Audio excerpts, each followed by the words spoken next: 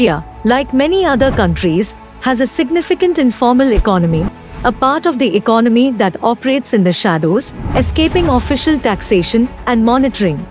Informal economic activities involve untraceable cash transactions, aiding money launderers in injecting illegal funds. They may invest in assets, small businesses, or provide loans in the informal economy due to minimal oversight.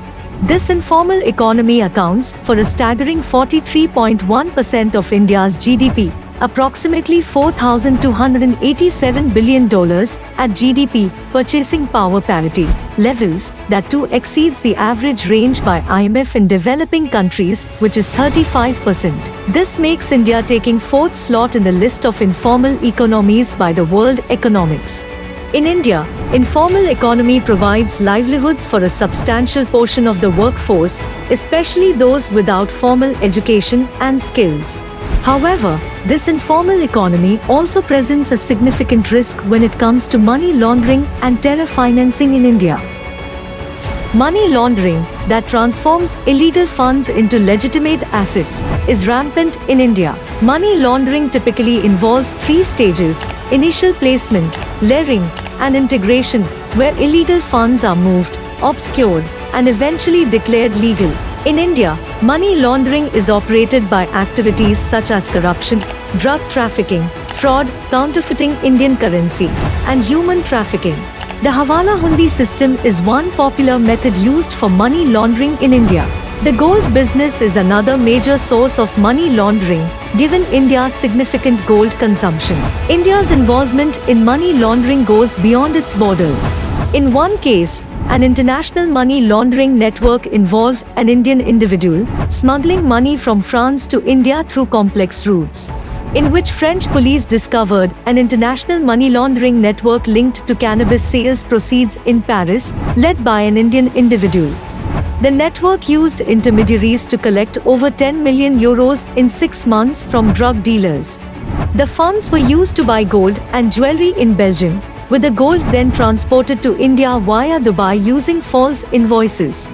Ultimately, the gold sale in Dubai facilitated the transfer of proceeds to Moroccan drug dealers through foreign exchange operations, and then physical gold was smuggled into India. There has been several high-profile money laundering cases in India, including the ABG Shipyard, Punjab National Bank Nirav Modi, ICICI Bank Videocon, and Yes Bank DHFL.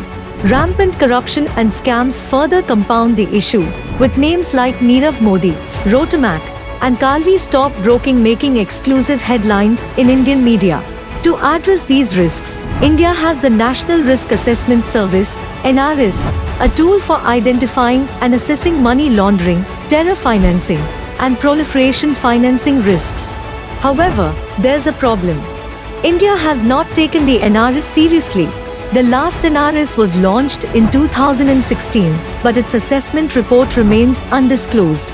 This lack of commitment undermines India's credibility as a member of the global financial community.